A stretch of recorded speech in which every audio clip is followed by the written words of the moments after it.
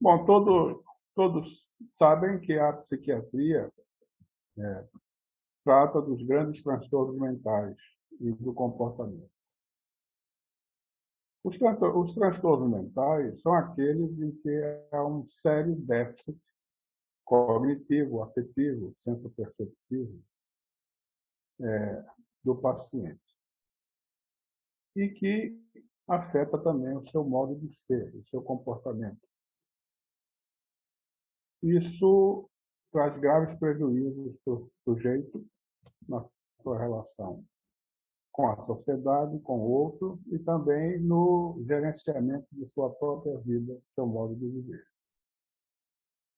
Além disso, nós temos também os transtornos mentais decorrentes de fatores orgânicos, que não são tantos, mas também são incluídos na psiquiatria e também como a parte de outras especialidades médicas que concorrem com esse tipo de coisa. Exceção do transtorno de abuso de substâncias, que não deve ser considerado como transtorno de natureza orgânica, mas de natureza psiquiátrica real.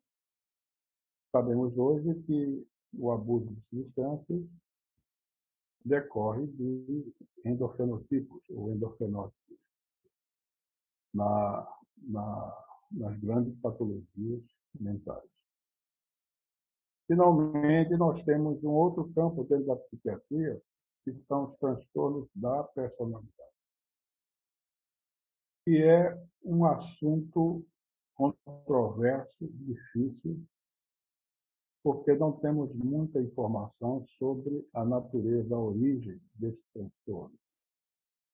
Mas, como trazem sofrimento, esses transtornos merecem a atenção e a importância devida.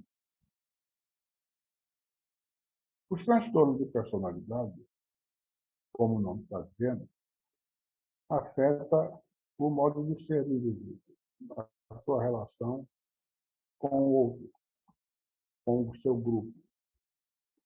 Entretanto, esses transtornos não têm sintomatologia ou sinais que possam caracterizá-lo como um real transtorno mental, como uma doença mental. E por isso eles são tratados à parte e considerados como transtornos da personalidade, e não como transtorno mental. Pois bem, e o que é a personalidade? A personalidade é o modo como existimos no mundo. É a nossa identidade biográfica. Nós somos conhecidos e seremos, para a posteridade, pelo modo como nós somos. Não apenas pelo modo como nós pensamos ou pelo que fizemos, mas também como nós éramos, como as pessoas nos viam. A personalidade, portanto, é algo complexo, é o ser. Somos nós mesmos, a pessoa. E essa pessoa é um cluster, um agrupamento, um conjunto interativo de fatores como fatores genéticos, familiares, ambientes, a influência do ambiente que nós crescemos, que nós fomos criados, a cultura em que nós nos desenvolvemos e a educação. O que nós aprendemos, o que nos foi ensinado, como fomos treinados a viver e a se relacionar. Todos esses fatores afetam o desenvolvimento do sistema nervoso do indivíduo. E, evidentemente, esses fatores virão prevalecer dependendo da organização nervosa e dos fatos que se desenrolaram na vivência do indivíduo, especialmente quando ainda em desenvolvimento. De certa forma, os transtornos da personalidade são transtornos do desenvolvimento biopsicossocial do sujeito. A personalidade ela tem algumas características marcantes que nos torna peculiares em relação ao outro. Basicamente, são o temperamento e traços, os chamados traços de personalidade. Todos nós temos traços de personalidade, todos, que se refletem na nossa convivência e na forma como nós reagimos. É uma espécie de estilo de personalidade, estilo pessoal, também chamado de tônica pessoal.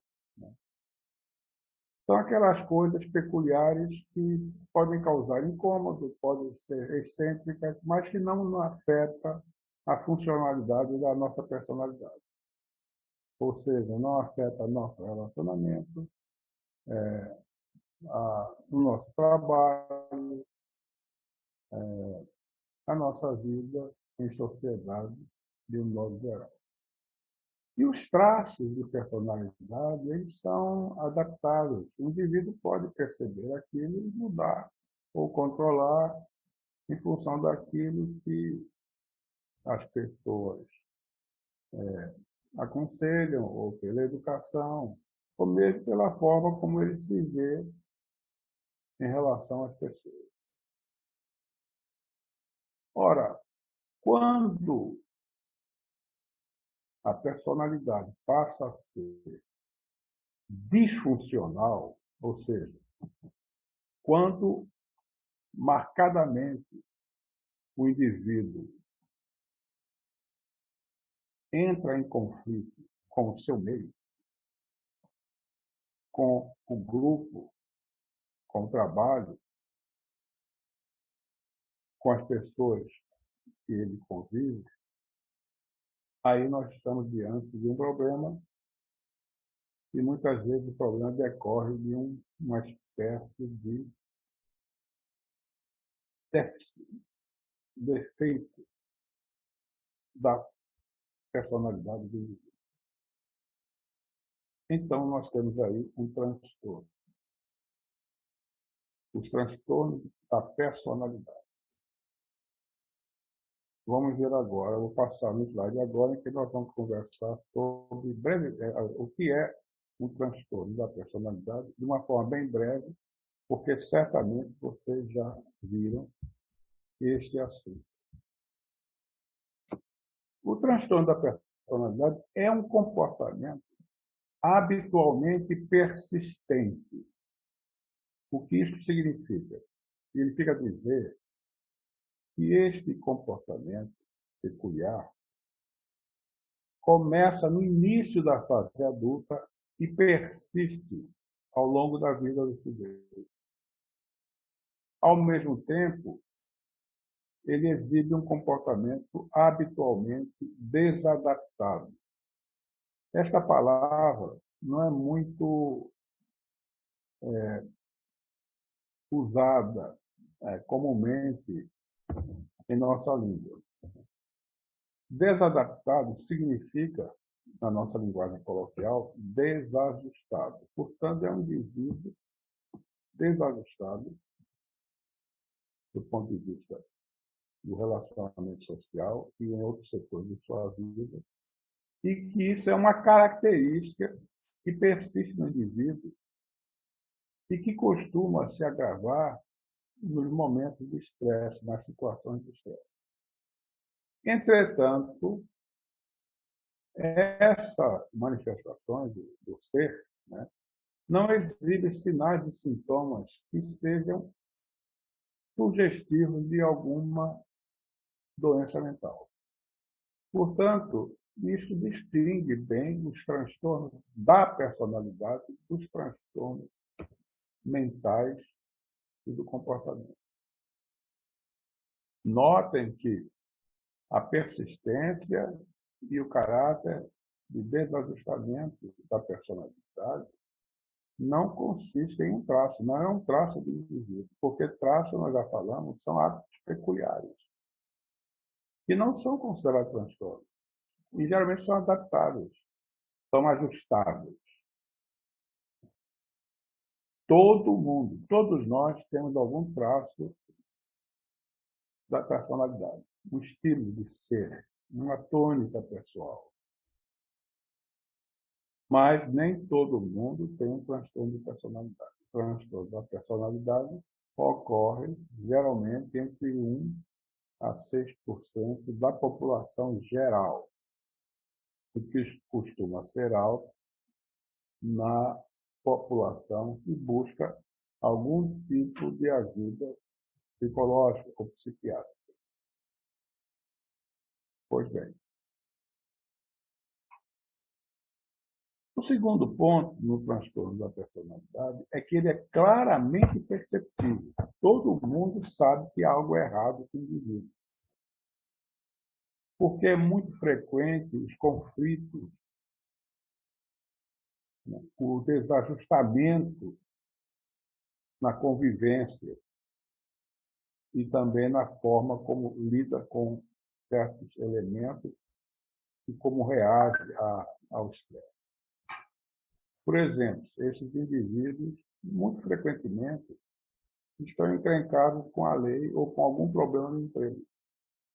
Por lei, não, geralmente um processo, ou geralmente querem processar todo mundo, sempre, entendeu?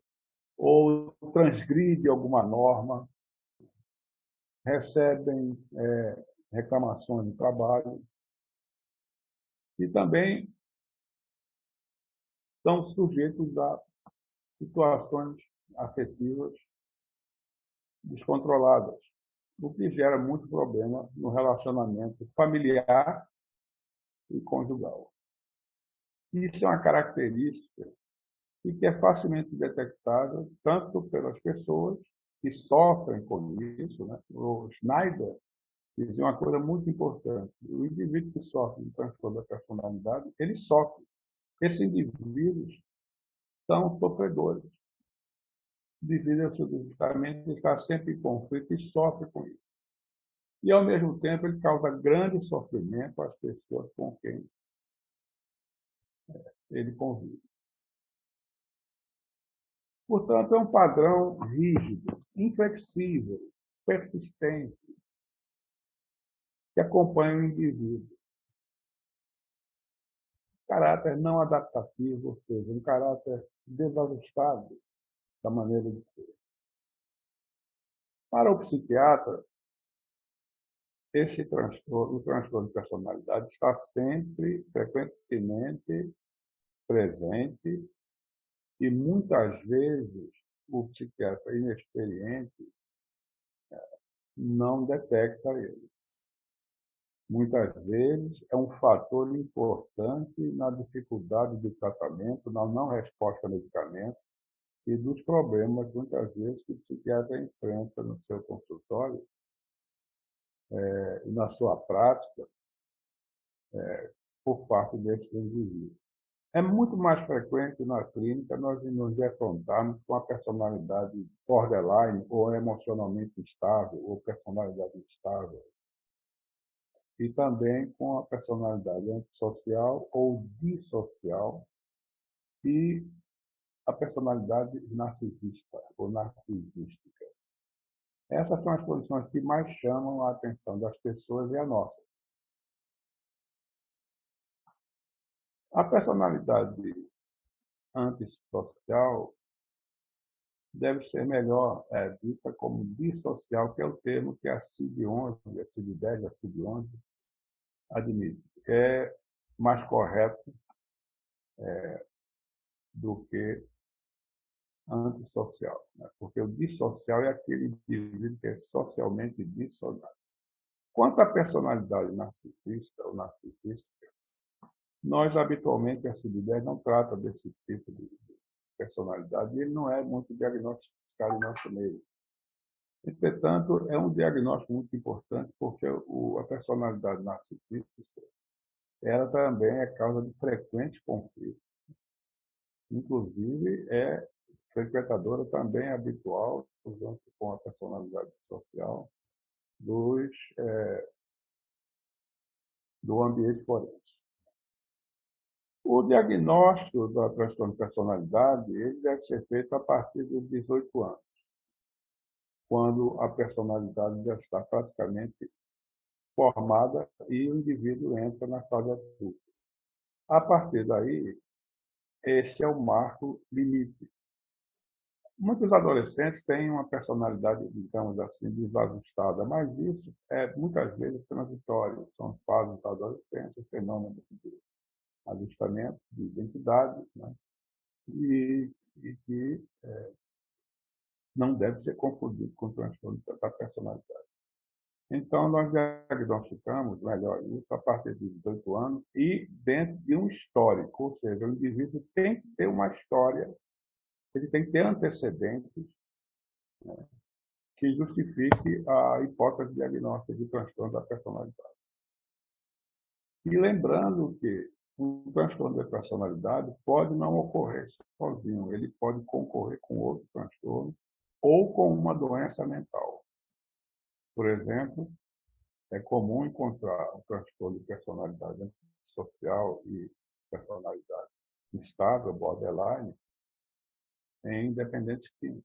Por exemplo, muitas vezes também pode ser confundido o transtorno borderline ou instável, a personalidade instável, com um episódio de um transtorno afetivo bipolar. E o DSM-5, seguindo a tradição da psiquiatria americana, chama de transtorno borderline ou personalidade fronteiriça. Ou seja, aquela personalidade que você não distingue se ela é exatamente sabe, de um problema pessoal ou um problema de um transtorno mental. Os termos são, evidentemente, inadequados, mas são os que nós temos, dispomos nessas classificações da teórica. A classificação do CID-10 considera dois subtipos. Nós vamos falar daqui a pouco sobre isso. Vamos entrar, então, na questão da personalidade instável. E vamos usar para isso a classificação da CID-10, na minha opinião, melhor descrita e mais prática para o psiquiatra, para o clínico, do que a do DSM-5. Vamos ver por quê. Pois bem, vejam aqui primeiro a questão do conceito, né? Da noção. A característica do transtorno da personalidade instável é uma tendência marcante, típica, característica. É o problema principal que chega ao psiquiatra e que afeta as pessoas é a impulsividade do sujeito. Ou seja, ele age por impulso, ele não controla o seu desejo, ou seja, ele não mede as consequências, ele é como que levado, daí o termo impulso, ele é impulsionado para realizar aquilo que ele quer, que ele deseja naquele momento. O que significa essa impulsividade? Significa que ele, frequentemente, por exemplo, é movido por impulso do uso de drogas, medicações, por exemplo, analgésicos, opiáceos, álcool, sexo e também brigas. E por que isso? Vejam que, conjuntamente à impulsividade, ele tem uma instabilidade marcante do humor. Daí porque são, muitas vezes, chamados de emocionalmente instáveis. E essa instabilidade é caracterizada por crises de ira, explosões de raiva, e o leva facilmente da passagem à passagem da emoção ao ato, ou seja, ele tem uma explosão de ira, um aborrecimento súbito e ali parte para a agressão, verbal ou mesmo física, o que traz muitos problemas. E isso decorre de uma peculiaridade que é muito importante conhecer. Essas explosões de ira se dão frequentemente quando eles se sentem rejeitados, ou seja, há um sentimento de rejeição muito forte nessas pessoas. Quando eles se sentem rejeitados pelo outro, pelo seu ambiente de trabalho, seu ambiente social, ou quando ele sente que o seu companheiro, seu parceiro, sua parceira vai abandoná-lo ou está indiferente, ele explode. E também quando se critica ele, a crítica ao seu comportamento, ao seu modo de ser, isso irrita muito e geralmente são esses fatores que provocam essas explosões de ira. É importante salientar isso para não confundir com a agressividade também, as explosões de ira, do dissocial ou do antissocial, né, que decorre, né, de outros fatores.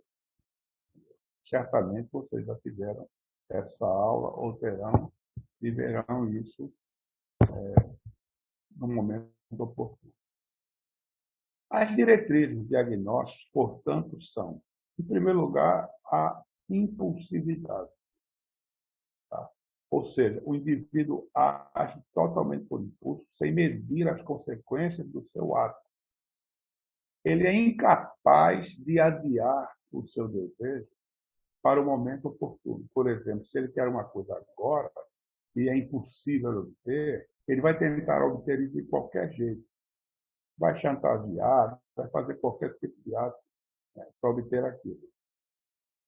É como se fosse uma criança que quer a coisa e quer porque quer naquela hora. É um comportamento tipicamente infantil. Ou seja, eles não adiam, eles não percebem que não dá naquele momento, e ele então vai adiar, deixar para outro momento, quando a oportunidade for melhor, né, e ele então fará realizar aquilo que ele deseja.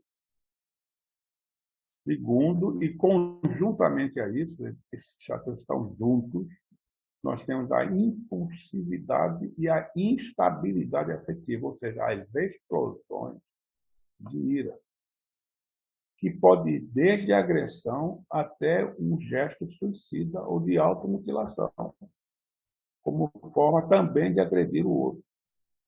Muito do comportamento suicida que nós vemos na clínica decorre desse tipo de personalidade. Consequentemente, vocês percebem claramente que esses indivíduos têm um déficit na sua capacidade de planejar seu futuro, de gerenciar o seu futuro. Porque eles são, para ele, tudo é o agora. Ele tem ele não tem um projeto de vida delineado. E quando surge é apenas um desejo súbito que ele vem por alguma razão e que depois, no outro dia, daqui a alguns 2, 3 dias, uma semana, ele desaparece. Né? E assim vai vivendo. Né? E os acessos de ira, que eu falei, que é muito comum, tá?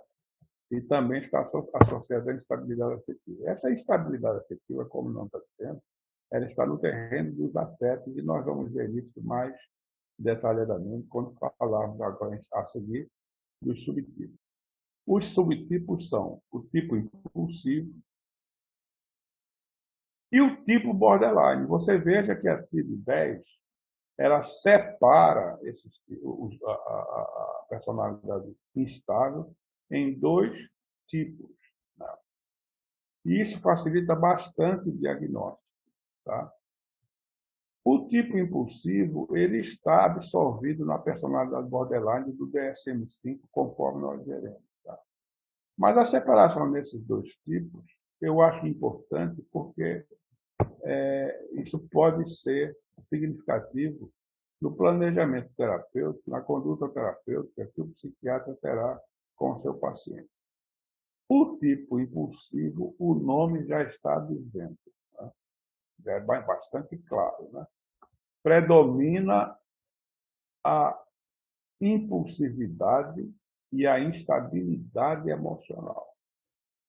Ou seja, é aquele indivíduo com quem tem acessos de violência, né? Comportamento ameaçador, tá? E, como eu disse antes, ao menor sinal de rejeição, de abandono ou aquelas críticas, tá, que irritam bastante eles, a crítica à sua pessoa. Isso é muito comum, esse tipo de coisa. As personalidades são muito agressivas, né? Mas vejam bem, há uma distinção com a personalidade dissocial, tá, em relação a esse comportamento. Nós vamos ver depois, brevemente, quando falarmos do diagnóstico diferencial. O tipo borderline, né, é o tipo clássico, digamos assim, né? A instabilidade emocional domina o quadro. Ela domina completamente o quadro.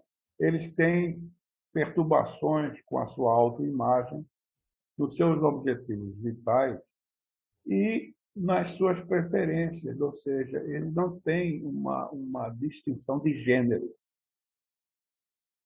Podem ser, por exemplo, ter experiências heterossexuais, podem ter experiências homossexuais, e eles não se definem em relação ao gênero. Muitas vezes predomina um tipo em função do grupo que ele participa. Em relação à sua autoimagem também, essas pessoas têm uma péssima julgamento de si, né? De sua pessoa, do seu modo de ser, se sentem fracassadas, porque, de fato, o seu modo de ser trazem muitos problemas para elas de relacionamento e para as pessoas conseguirem ver uma posição ou algo, é preciso ter conhecimento, é preciso ter amizade, aquela coisa toda, né? E com essas pessoas que têm muita dificuldade de relacionamento, né, elas sentem a repercussão dessa dificuldade como fracasso pessoal. A característica também muito marcante, principalmente, né, para o psiquiatra experiente que desenvolve bastante empatia com os seus pacientes, e a empatia é muito importante no diagnóstico dos transtornos da personalidade. É um sentimento de vazio que essas pessoas têm, né? Isso é perceptível na clínica, né? Esse sentimento de vazio, de inadequação, de algo que falta, de não se sentir preenchida, de sentir um fracasso, ou seja, aquela falta de perspectiva, né? Ou seja, é uma personalidade dominada pela angústia, né? Pela petite peur, né? E esse sentimento persistente de vazio. Consequentemente, em função desse sentimento, dessa inadequação, eles sofrem muitas vezes uma depressão que é reativa, ou seja, não é o quadro da depressão maior ou da depressão bipolar. Como eu falei, essa síndrome depressiva, que é reativa, é frequentemente acompanhada de ideação suicida, mas nem sempre, porém pode acontecer, acompanhada de gestos suicidas, né? Essa experiência é de curta duração, porque a frustração passa e o indivíduo modifica o seu quadro. E acontece sempre que ele está experimentando aquele sentimento de rejeição, de abandono, de crítica, né? E que ele fica remoendo aquela coisa, fica revoltado por algum tempo, mas depois, quando passa, quando amortece aquele estado afetivo, a queixa desaparece. Por isso O uso de antidepressivos geralmente não funciona com tais pessoas. Ou seja, muitas vezes o psiquiatra diagnostica apressadamente uma depressão, prescreve um antidepressivo, o paciente não reage, não responde à medicação e abandona o tratamento pela simples razão de ter sido um sintoma meramente reativo e que depois desaparece. Algumas vezes eles fazem uma reação psicótica, um quadro psicótico reativo. E os antipsicóticos costumam funcionar porque a ação geralmente é rápida e corta os sintomas. Mas também, como eu falei, são quadros reativos. Entretanto, esses indivíduos são frequentemente como é que se diz, clientes de emergências, né? De telefonemas no meio da noite para o psiquiatra, para o médico, entendeu? E também de gestos suicidas, que eu vou falar posteriormente, que realmente traz um grande transtorno para todo mundo, inclusive para o psiquiatra. Bom, é uma característica os relacionamentos intensos, aquelas paixões loucas, né? Que se acompanha de grande paixão e, ao mesmo tempo, ódio, se não é correspondido. E esse paciente oscila entre paixão, euforia passional e um ódio intenso que leva, muitas vezes, a uma depressão e até mesmo a ideação suicida, e que é confundido com o transtorno, um episódio de transtorno afetivo bipolar. É preciso estar bem alerta para isso, e isso é muito importante, a história desse paciente. Uma história bem tomada, bem cuidada, com a história pregressa, com possivelmente o testemunho de familiares, do cônjuge, do companheiro, ou tudo, enfim, que possa dar material para o psiquiatra fazer a sua avaliação. Essas pessoas, o borderline, né, têm nos seus relacionamentos constantes crises emocionais. O relacionamento se torna aquilo chamado de um inferno, como o companheiro ou a companheira chama, né? Um verdadeiro inferno, né? E isso gerado não somente por essa constante solicitação da presença do outro, de exigência de compartilhar cada detalhe, cada coisa que aconteceu durante o dia, de não suportar a ausência do outro e de se sentir ou imaginar que o outro pretende abandoná-la. Então, é aquela explosão terrível, entendeu? De agressividade, de autoagressividade, de automutilação, de gritos, e que muitas vezes vai terminar isso na delegacia da mulher ou numa queixa do vizinho, essa coisa toda. E isso com relativa frequência dentro do relacionamento.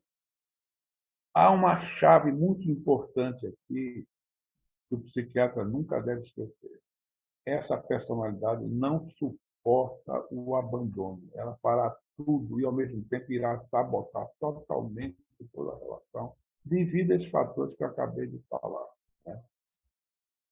É aquela coisa, ruim com tu, pior sem tu, como diz a música popular, né? Mas não se trata de um relacionamento, como diz outra música, entre tapas e beijos, né? Porque muitas vezes esse tipo de relacionamento, as pessoas se entendem e se dão muito bem. É um relacionamento de muita agressão, de muita chantagem, que torna impossível a convivência e que leva, inevitavelmente, a transtornos, como eu já falei, transtornos depressivos, tentativas de suicídio, às vezes você tem suicídio, né? E também episódios psicóticos, né? E essas alternâncias de paixão intensa e ódio intenso que se alterna, às vezes, no mesmo dia. bastando um pequeno gesto, uma pequena pista do outro. Isso, basicamente, caracteriza o transtorno da personalidade instável, a personalidade impulsiva e a borderline. Veja que a personalidade borderline ela é muito rica, é o colorido afetivo, dramático, muito intenso, muito grande. E vocês percebem que esse tipo de personalidade ela predomina sobre o tipo impulsivo. O tipo impulsivo muitas vezes está presente dentro dessa personalidade, mas é mais rica. Então, mas essa classificação desses dois subtipos é muito prática, porque é possível fazer uma distinção em termos de história, do histórico do paciente, né? E de ver quais são também os fatores que são prevalentes. Né? Isso ajuda o diagnóstico e pode ajudar também o planejamento terapêutico. Vamos agora ver como o DSM-5 percebe esse tipo de personalidade. Bom, aqui está o transtorno da personalidade borderline do DSM-5. Vocês podem observar aqui que essa classificação ela reúne os dois tipos. O indivíduo aqui, você tem 9 características estatisticamente determinadas, né? E o valor estatístico decresce do item, do primeiro item para o seguinte, né? Ele determina a ordem dos itens, ou seja, é um critério meramente estatístico. Enquanto o critério da CID-11 ainda preserva algo da psicopatologia, né? O DSM-5 abole completamente a psicopatologia e substitui por critérios estatísticos, o que gera muita confusão, porque essas categorias são unidimensionais, a do DSM-10 também é, mas elas, por serem unidimensionais, essas categorias costumam se superpor umas da outra. Então, quando vocês usam, por exemplo, a classificação do DSM-5, será mais provável que você encontre superposição de dois tipos de transtorno de personalidade, né, do que a CID-10. Pelo menos é o que eu percebi na minha experiência. Né? Mas veja, aqui continua, né, aquelas características. Né? Veja como ele junta aqui os dois subtipos, né, que nós temos na CID-11. Né? Instabilidade nas relações, né, autoimagem e afetos, e impulsividade acentuada. Certo? E aqui inclui a noção universal dos transtornos de personalidade. Início da vida adulta, ele está presente em vários contextos.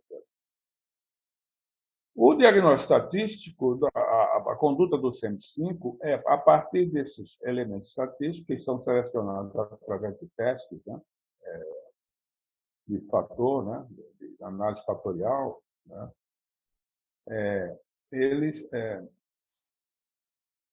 colocam todos aqueles que eles encontraram como relevantes e consideram o diagnóstico com base na história clínica, porque sem essa história é impossível o diagnóstico, e a presença de pelo menos 5 dos itens desses 9 aqui.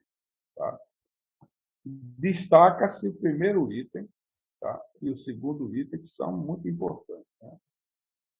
Aquele que o esforço desesperado para evitar abandono real ou imaginário. Ou seja, aquilo que nós falamos do subtipo borderline da CID-10, né? Da CID-11.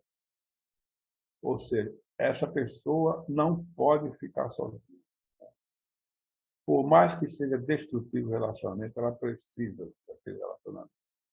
É o modo de vida dela, viver em total conflito. É uma forma de vida que subsiste, cujo oxigênio é um conflito permanente. Né? Pois bem, abandono. Essa é a chave da personalidade modelar. né? O medo terrível do abandono. E, ao mesmo tempo, um relacionamento destrutivo, devido à total necessidade, devido àquela sensação de vazio. Essa pessoa tenta trazer o outro para si, como se precisasse dele, como uma espécie de âncora para viver. Ao mesmo tempo, essa pessoa tem que estar dentro dos seus critérios totais, né? Porque a mínima crítica dessa pessoa, ou ao mínimo enfado ou chateação dessa pessoa, vai para explosões de ódio, entendeu?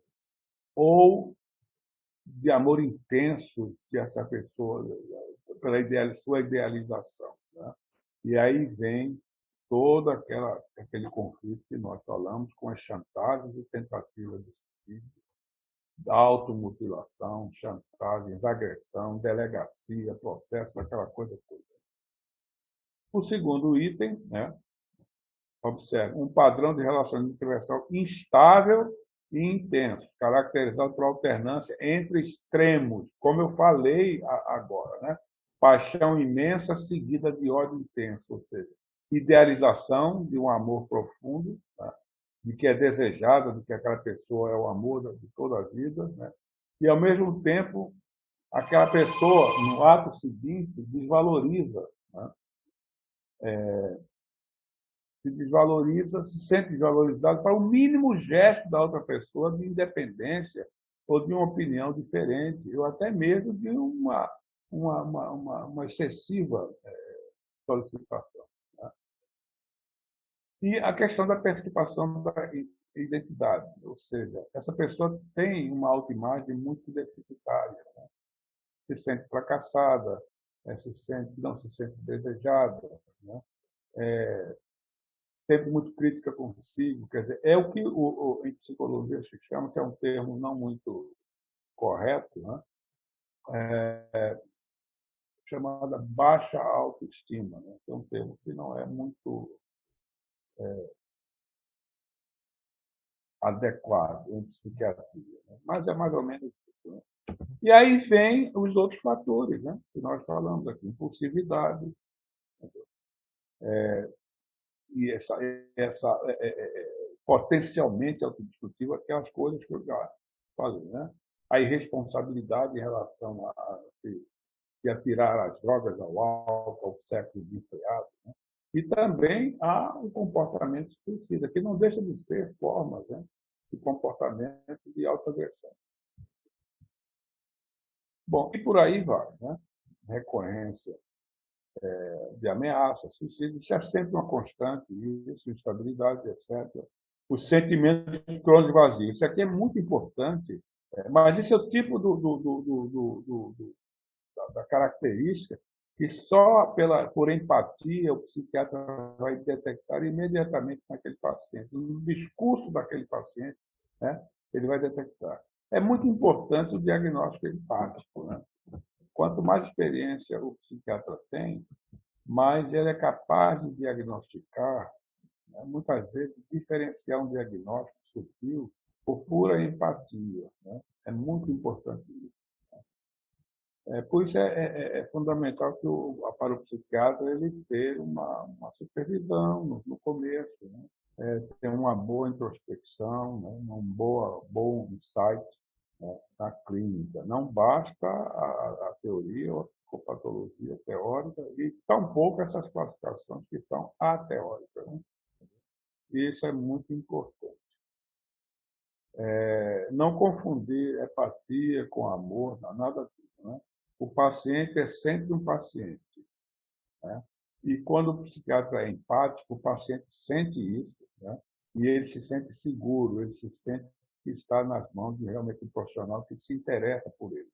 Né? Ele sente essa coisa e reage a isso positivamente.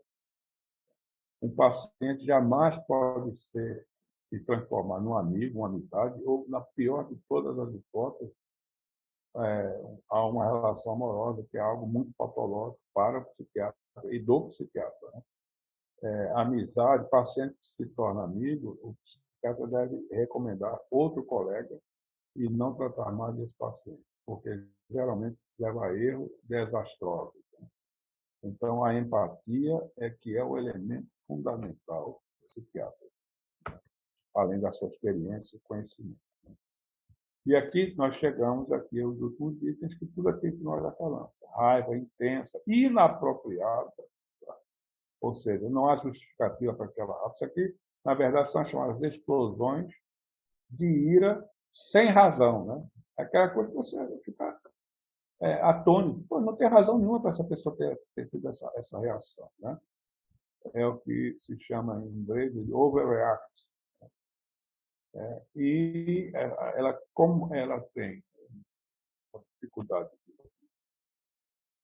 controlar seus impulsos, né, essa personalidade, o desastre é sempre anunciado. Né? E o item 9, aí se chama de ideação paranoide, transitória, né? E algumas vezes sintomas dissociativos, vocês vão encontrar na clínica da personalidade borderline transtorno de despersonalização. É comum então, se confundir, né, com o transtorno de personalização um sintoma dissociativo dentro desse quadro da personalidade. Elas podem fazer um transtorno de despersonalização, um transtorno, pode fazer uma paralisia de sono frequente, principalmente nas épocas de estresse. Essas pessoas estão sempre entrando em estresse devido a essa questão que eu falei para vocês, essa instabilidade. E esse item mostra uma coisa que está incluída na clínica. Né? O DS, a CID-10 não comenta isso, porque subtende-se, né, que essas reações paradoxais que a pessoa tem, que de repente está amando e subitamente passa do amor para o ódio intenso, né, isso decorre de uma desconfiança, de ideações paranoides, né, de pensar que, devido a um gesto ou uma palavra que a companheira, o companheiro falou, né, ele está, na verdade, com a intenção de abandoná-la. Né? Isso realmente é um quadro muito tipicamente semelhante a uma ideação paranoide. Né? Mas ela é constitutiva dentro dessa personalidade. Ela não é um sintoma típico de um quadro mental, né? De um transtorno mental, ou seja, em que a característica, o sintoma, ele é persistente, né? Ele é recorrente, né? O suficiente para você diagnosticar um transtorno paranoico. Então, daí essa observação de ideação paranoide transitória. Na verdade, esse sintoma está sempre presente em tudo isso aqui, entendeu? E é esse sintoma que leva, muitas vezes, provoca aquelas crises súbitas de ódio, tudo de tentativa de suicídio, automutilação, agressão, tá? E que pode concorrer também, né, dentro desse estresse intenso, a dissociações, frequentemente despersonalização, tá? Paralisia de sono, desrealização, são mais frequentes. É importante agora assinalar o seguinte. Primeiro, segundo vários estudos epidemiológicos, a personalidade borderline, estou usando aqui a designação do DSM-5 como instrumento epidemiológico, né, dentro desse diagnóstico. O DSM-5 considera a incidência de transtorno na população geral de 2 a 6% aproximadamente. Ou seja, 2 a 6 pessoas em 100 apresentarão esse transtorno. No diagnóstico do DSM-5. Já na clínica é diferente. Na clínica, esse transtorno sobe para acima de 10%. Tá? De 10% a 20%, vocês vão ver isso na clínica. E nos serviços de atendimento psiquiátricos mesmo, assim, onde há pacientes da assistência, já uma assistência hospitalar, né? Uma assistência mais presente de pacientes com transtornos mentais, isso sobe a concomitância, vai subir para entre 20% a 30%. Tanto a classificação DSM-5 quanto a CID-10 denotam que o transtorno é mais frequente em mulheres do que em homens. Um estudo mostra que a proporção, encontrou que a proporção de 2 mulheres para 1 homem. Não estou considerando aqui, vejam bem, só estou considerando os 2 gêneros que são usados epidemiologicamente, né? Até agora. Enquanto outros estudos encontraram que 75% incide em mulheres. Então, vocês vejam que há uma diferença, né? Mas as duas, em conjunto, mostram que essa incidência é maior em mulheres. Na minha experiência, quer dizer, minha experiência não é epidemiológica, evidentemente que é uma experiência clínica, né? Eu acho, na minha experiência, eu acho que não há tanta diferença assim, não. Eu tenho encontrado tantos pacientes, principalmente naqueles com histórico de dependência química, né?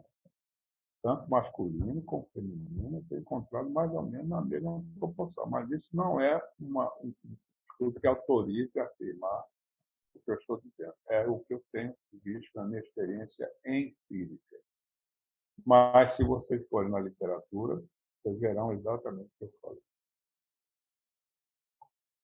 Quero alertar vocês o seguinte, para a distinção no diagnóstico entre personalidade borderline, principalmente do tipo impulsivo, e personalidade dissocial, que o DSM-5 chama de antissocial, tá? E o diagnóstico de personalidade narcisista, que não é discutido aqui em nosso meio, mas que vocês, na minha opinião, deveriam estudar um pouco melhor esse personalidade e aprender mais sobre ela. Tá? Na clínica, qual é o principal chamado assim, para a clínica? Né? No transtorno de personalidade instável, é o histórico de relacionamento instável. Aquela história de depressão que tem por trás dela uma queixa muito rica de uma dificuldade de relacionamento, de briga, né? Também na reação psicótica. Então, a história é muito importante, né? Aí a história para perceber que na queixa daquele paciente, daquela paciente, daquele paciente, por trás daquela queixa, está todo um transfundo riquíssimo, né?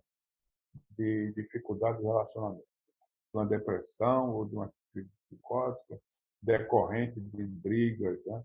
De problemas de relacionamento, de abandono, né? Etc.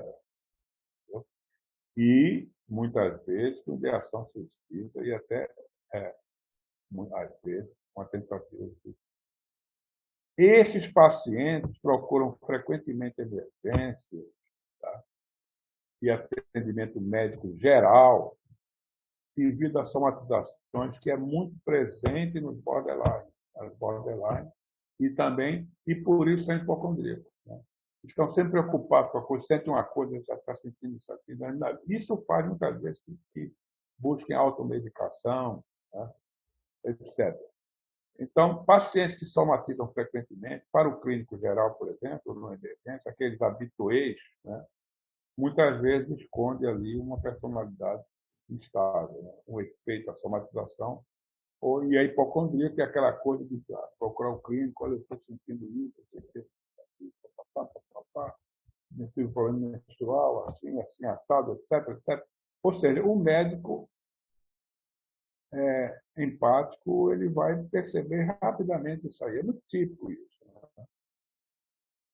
E a questão da idealização suicida, que está muito presente, muitas vezes vai exigir medidas, né? Às vezes até de hospitalização, tá? Para acompanhar esse paciente durante aquela fase, que algumas vezes pode sim ser bem sucedido a tentativa de suicídio. Tá? Então, isso é um risco presente nessa personalidade.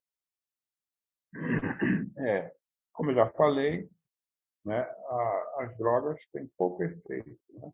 na clínica, né? A questão bem mesmo é o acompanhamento, a psicoterapia de apoio desse paciente e medicação sintomática somente o mínimo necessário e por breve tempo, né, para mitigar os sintomas. Agora eu quero alertar a vocês de um grande perigo ao lidar com essa personalidade, especialmente o psiquiatra inexperiente ainda com esse tipo de paciente, e frequentemente a paciente, né, ela, na sua instabilidade amorosa, afetiva, na sua pouca distinção exatamente de seus sentimentos, ela busca um médico e irá tentar vincular o médico, ou seja, irá exigir toda a atenção do médico. Se o médico se atrasa na consulta, ela pode fazer um escândalo, vai mandar muito WhatsApp, e-mail para o médico, né, que não deve responder somente se for pertinente do ponto de vista profissional, deixando sempre bem claro para o paciente, que ele está fazendo psicoterapia dessa paciente, né, que as suas ansiedades serão trazidas para as sessões e discutidas nas sessões marcadas, né? E, assim mesmo, pode haver chantagem, como telefonema no meio da noite, familiares, dizendo que está tentando, vai tentar o suicídio, está ameaçando o suicídio, e que vai, se o psiquiatra permitir, vai invadir toda a sua vida e vai reproduzir nele o modelo da sua, do seu transtorno. Né? E não raramente pode partir para processos para o psiquiatra. Como a ideação dessas pessoas não são muito ajustadas, né, ela pode idealizar que o psiquiatra está apaixonado ou que está fazendo propostas, aquela coisa toda, e isso pode resultar em processo.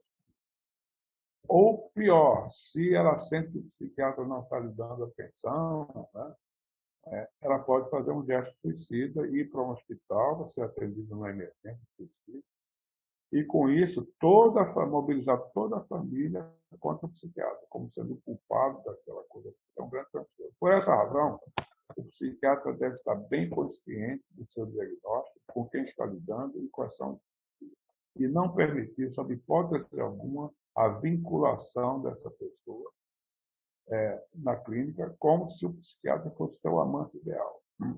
É muito importante isso, deixar bem claro e conduzir com profissionalismo e isenção a conduta. Se o psiquiatra acha que não está em condições de suportar esse tipo de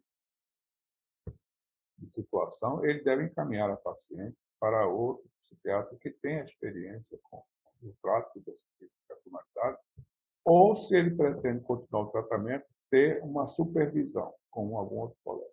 Né? A diferenciação com o transtorno da personalidade dissocial, aqui na coluna central, aqui, é puramente da história, dentro da história. Né?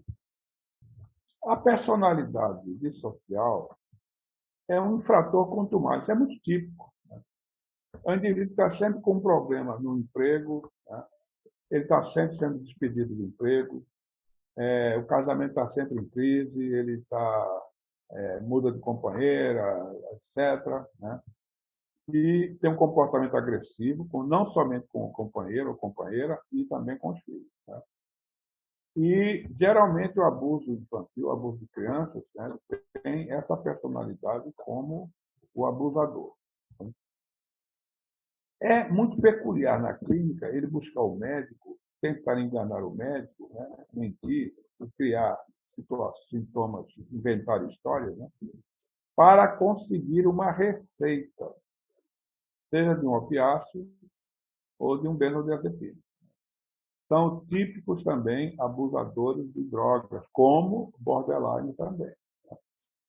Mas a manifestação dele, enquanto o borderline é a manifestação do estado emocional que o psiquiatra é induzido, às vezes, a passar um tranquilizante, né, um hipnótico. Né. O antissocial, o dissocial, ele vai com uma queixa já direta para induzir a prescrição do tranquilizante, do opiáceo, né, por o caso. Né? E quando ele é confrontado, quando você confronta ele, o psiquiatra confronta ele, você percebe e confronta ele, quando ele não faz aquilo que ele quer, entende? Ele se irrita. É muito comum, às vezes, partir para a intimidação, etc. Portanto, é bastante claro, né, essa distinção entre o dissocial, o antissocial, e o instável, o borderline. Ele, como caracteristicamente, ele tem uma baixa autoestima isso pode ser utilizado, aproveitado na terapia, trabalhar essa questão com ele. E o tratamento é muito difícil. O borderline é um tratamento muito difícil, é muito estressante, às vezes, para o paciente. E é preciso muito tato, muita paciência e, ao mesmo tempo, muita neutralidade do terapeuta, do psiquiatra, ao lidar com essa personalidade. O dissocial, como ele está sempre enfrentado com a lei ou com alguma coisa, ele está sempre sendo processado ou sofrendo um tipo de substância, ou cometendo uma infração, etc. Né? Muitas vezes, quando ele é processado e perde o processo, é preso, né? Ou tem que pagar alguma coisa, né? E se é um abusador, né? A questão de ir em frente e tirar a custódia das crianças dele, isso é muito, muito importante. Essas pessoas geralmente se tornam mais permeáveis à terapia e podem desenvolver um certo autocontrole. Já a personalidade narcisística também, eu não vou falar aqui porque é pouco conhecido isso aí, mas que eu considero muito importante, tão importante quanto o dissocial, especialmente em ambiente forense. Né? Mas o que eu quero salientar aqui, né, é o seguinte: essa distinção não é difícil.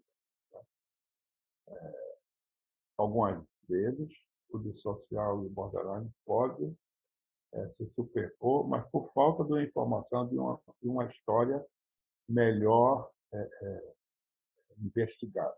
Né? De modo que este é o quadro geral do transtorno da personalidade borderline, que é comum em nosso meio, em todo mundo. O psiquiatra irá se defrontar sempre em sua prática com essa personalidade, né, que pode confundir o diagnóstico, pode trazer alguns problemas, etc. Então, o conhecimento e o manejo adequado, né, dessa personalidade, muitas vezes, pode trazer benefícios, né, no sentido de tentar fazer essas pessoas aprenderem alguma coisa sobre elas e como é possível ela manejar algumas de suas dificuldades. O grande problema com o borderline é que ele não tem saída, mas com paciência, né, eles possam ter algum entendimento e uma certa capacidade de mitigar o seu sofrimento. Discute-se que essa personalidade, tanto a borderline, assim como a dissocial, elas tendem a arrefecer com a maturidade. Ou seja, a personalidade borderline, na maturidade, ela tende a se tornar menos intensa. Né? E muitas vezes pode acontecer que essas pessoas consigam manter um relacionamento estável, especialmente quando o companheiro é um indivíduo apoiador e muito compreensivo. Né? E estabilizar a sua vida, conseguir seus ganhos sociais, né, laborativos, né, e terminar uma vida com tranquilidade. Evidentemente, os sintomas, né, a reatividade é muito mais intensa no início da fase adulta. No adulto jovem, né, ou seja, no seu esplendor da idade, da sua sexualidade, né, da sua vitalidade, né, essa instabilidade se torna mais fremente, mais intensa, né? Causando muito prejuízo à vida dessas pessoas, né? Ou seja, essa fase de construção, de realização vital, né, é seriamente prejudicada pela sua forma de ser. Então, é esse o aspecto do transtorno da personalidade borderline, como de todos os transtornos da personalidade em geral, né, que tem essas características. A diferença está na sua forma de ser, de reagir, de perceber o mundo, ou seja, basicamente na sua cognição, afetividade, né, e seja, controle de impulso. Portanto, creio que essas noções são suficientes para estimular os que estão se atualizando nesse curso, né, nesse fascinante campo da psiquiatria, hoje muito discutido, um campo em aberto. Nós não sabemos ainda exatamente por que isso acontece, né? E não temos ainda uma ideia, do ponto de vista neurobiológico, genético, né, cultural, de como se forma em equilíbrio com o seu ambiente biopsicossocial e funcional, ou seja, uma pessoa que funciona dentro da sociedade e das relações familiares e laboratórias.